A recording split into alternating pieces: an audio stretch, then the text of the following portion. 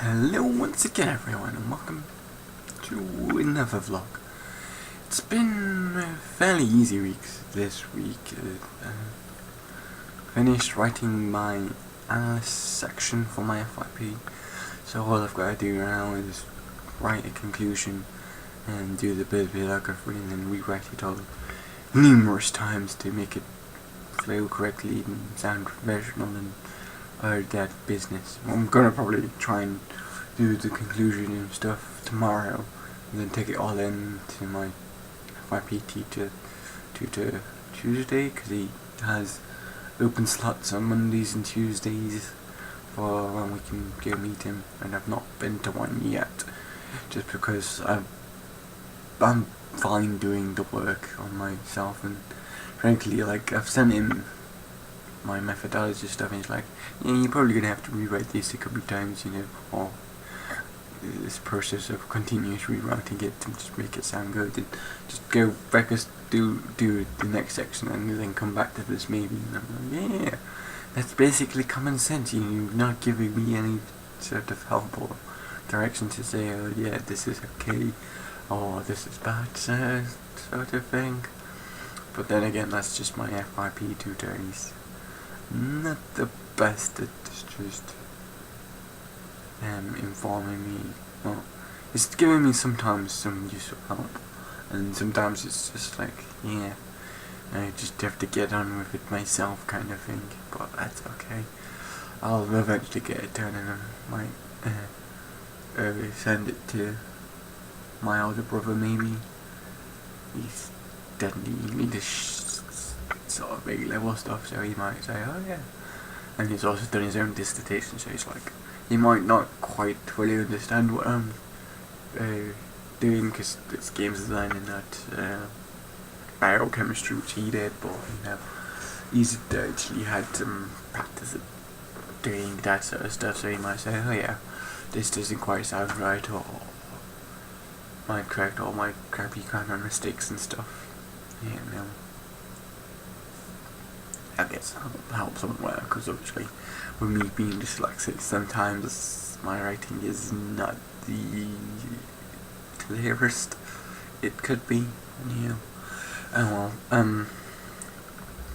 I've also done quite a bit of just polishing off my environment, and I did in this shader called the Street Fighter shader, or what we call the Street Fighter shader. It basically adds this sort of shaded type deal where you get some black marines stuff, and I think it does it better on the character. We did it in the lecture a couple of weeks ago. Then my objects in my environment, but you can kind of tell it's on there. It's just like I wanted to add this because my environment's based off of the battle docks from a Street Fighter game.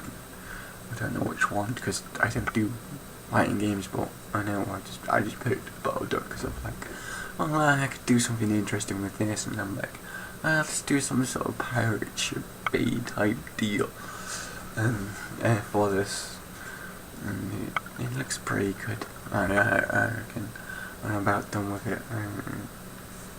I did some animation stuff to it as well. I mean, I could potentially make the ship go up and down, but that's a lot of effort because there's quite a few components in there. I'll have to make it all prefab, and then there's the stuff which attaches it to the dock, which would not look right going up and down. So I just sort of, I just want to leave it as it is kind of deal. I mean, it's not. I mean, it might get a couple more extra marks if I did this animation stuff, but it won't really benefit me too greatly with just my environment. I mean, I've got an animated skybox, and the ocean has waves and stuff on it, so it's kind of animated. And this flag that I just done, waves and the wind, kind of. So yeah, that's alright, right?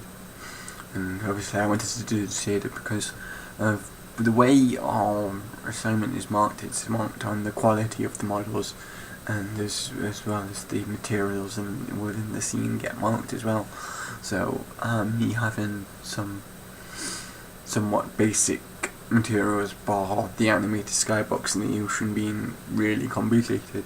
I wanted to just add some more stuff to the rest of the scene and make this own shading network, because I know quite a lot of money over people on my course who do characters, and probably the guys who do net environments would know, well, we can do this shading network and whatever else, and we've done this research and making awesome shading networks to make it all pretty and fancy, whereas I've not done that because I don't really care too much about having a career in modelling.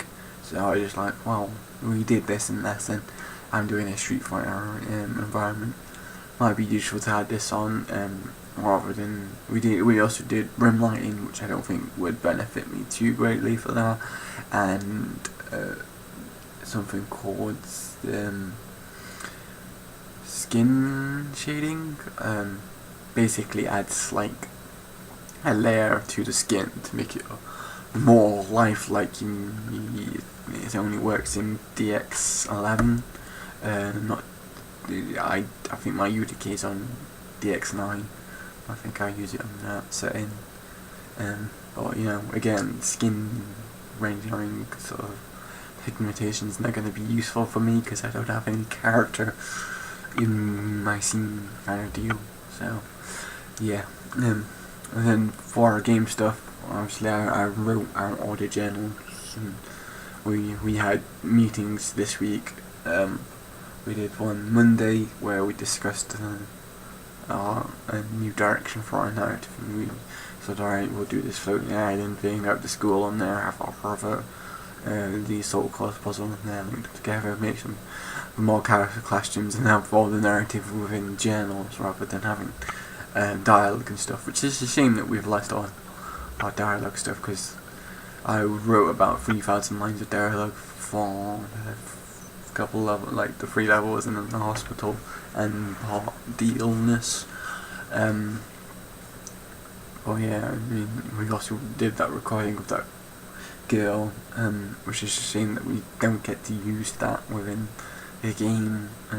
But again, it's just the way it's worked out kind of deal. So, well, I'll look next time kind of thing. Hopefully, if I work on real games within the future, which definitely we'll get a better idea of scoping, and also this course hasn't really run correctly. It's like they're trying to replicate industry, where you just have one day of us working on industry on it, and obviously we do our work outside. Like I've done several things outside, from writing narrative to making these collectibles and stuff. I've done that on my own back kind of thing.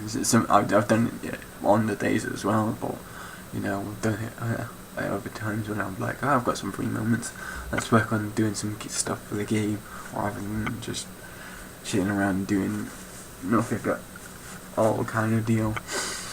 And yeah, it's just like, well, not everyone within our group does that. I mean, there's a couple of guys in it that are doing that, and just people said yesterday, oh yeah, we're going to do a bit of a crunch jam Monday, Tuesday, to just get this stuff for the beta, because the beta is this Thursday. You have to get that in, and then after that it's just testing and polishing up.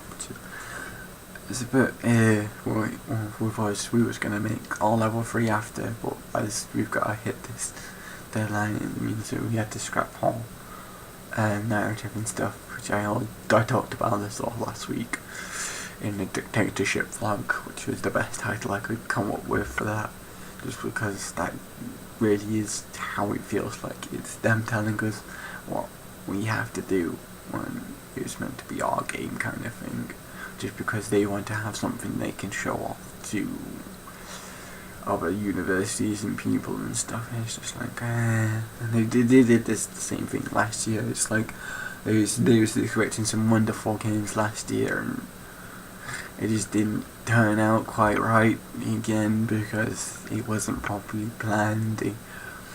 We had all our other assignments to go into, the groups weren't properly organised. I mean, myself, I suffered at this because my group broke up. I've talked about this a few times before, and I got lumped into another group and just didn't get any marks because I came into this other group and didn't do any work because I didn't get any work to get given. Like, I mean, literally in the first semester I got a first, I think, and then I barely passed. Like, I got a 40 on the second semester just because I didn't update my journals with the new work I did. It's like, I couldn't update my journals, and maybe I could just say, oh yeah, this is what happened in the game, I'm not having any input in it, or I'm doing this little piece that didn't even get eventually put into the final game.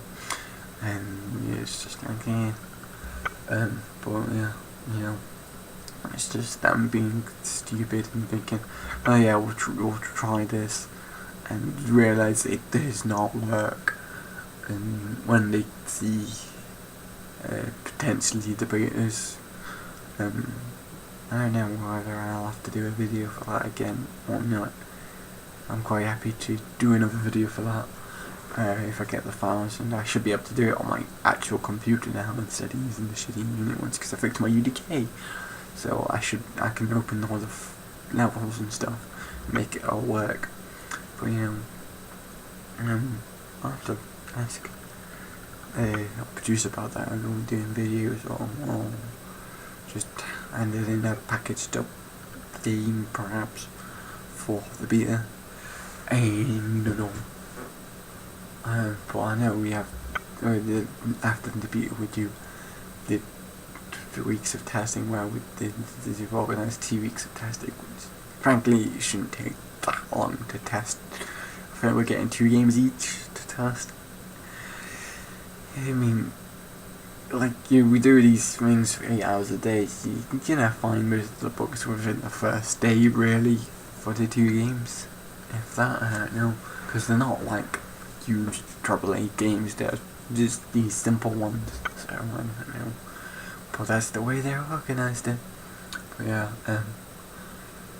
but we're in a stronger position, I think, with our game. I mean, I'm disappointed that most of the narrative that I've written, in terms of the dialogue, is getting scrapped. But it's like, we're still using the same characters, and it's a similar situation.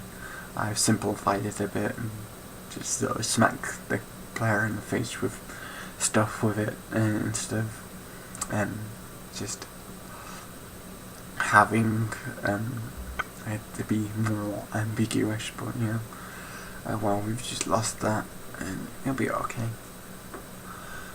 But yeah, that's gonna do it, guys. I'll see you guys next time, where I'll talk about the beta, probably all my other work, possibly get the video finished for AdMod, because that's in 2 weeks, maybe 3. It's getting pretty close, but luckily I've done most of the work for it now, which is good. So yeah, peace out, Girl Scouts.